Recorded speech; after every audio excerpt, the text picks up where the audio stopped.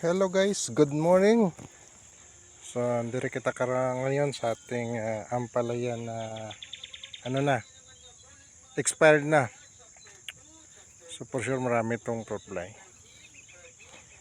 Itong trap na to ay siguro magdadalawang linggo na.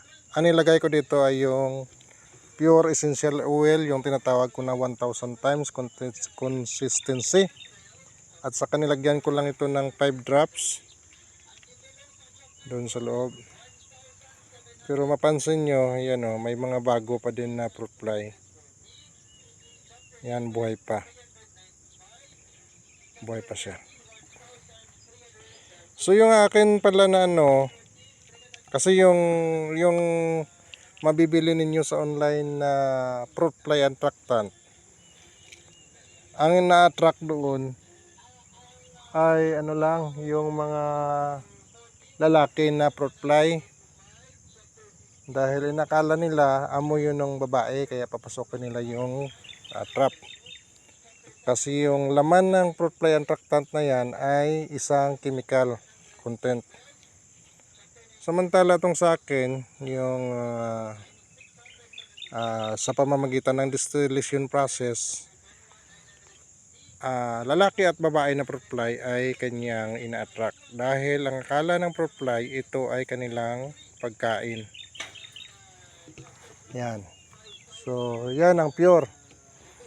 At saka ito yung kasama, yung natira sa ipinadala ko sa mag-try na 10 liters. Ito. Yan, nilagay ko siya. Tapos yan o, fruit fly yan o. Diba mapansin? Dito. Yan o. Patay. Ito yung aking fruit fly attractant na may superior killer effect. Pag nakadila sila kahit na kaisa lang o kahit lang naman na mapatungan nila yung liquid na fruit fly attractant, mamamatayan sila. Dahil contact yung insecticide na nandyan. Okay. Tip ko lang sa mga magamit, sa gusto mag-try sa unang gamit, pag napakaraming fruit fly, pwede ninyong lagyan sa loob mismo ng inyong taniman. For example, dito.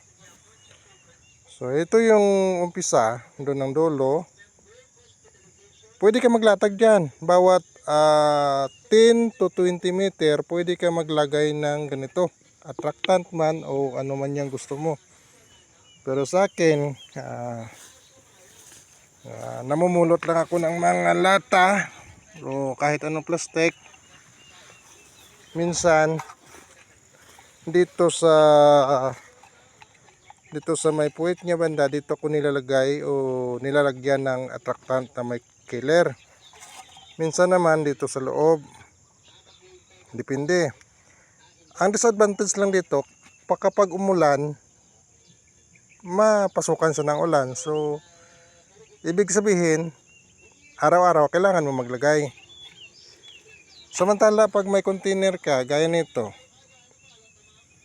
kahit isang buwan pa yung fruit fly attractant sa loob, hanggat may natitira pa, attract pa rin yan ng fruit fly. Balik tayo sa sa paggamit para hindi kayo mamroblema sa fruit fly. Kapag maraming fruit fly, sa unang gamit, pwede ninyong latagan mula umpisa hanggang dulo, bawat 10 to 20 meter ang agwat, mula dito, sa lapad niya, sa lawak, basta 10 to 20. Tapos, unti-untiin ninyo palabasin. Mula sa loob, untiin ninyo sa palabas. Halimbawa, dito sa umpisa. So, ang dapat talaga para hindi makapasok si fruit fly sa inyong taniman, kahit na lang 3 meter mula dito hanggang dito. 3 to 5 meter ang layo sa iyong taniman.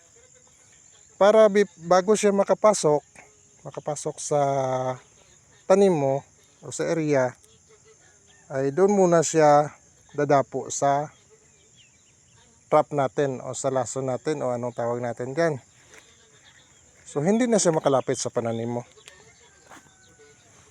Yun lang ang tip ko ha, para ano, kasi pag attractant kasi yan. So lahat ng fruit fly, pag nakaamoy ng attractant, pupunta at pupunta yan. Yung iba, mangitlog muna bago magkain. So paano yan? Nakaitlog na siya sa tanim mo bago siya magkakain, bago siya mamamatay.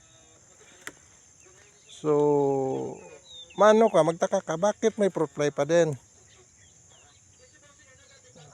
So ganun ang gawin natin. Gawin natin siyang harang. Iharang natin sa area. Okay? Sige, salamat.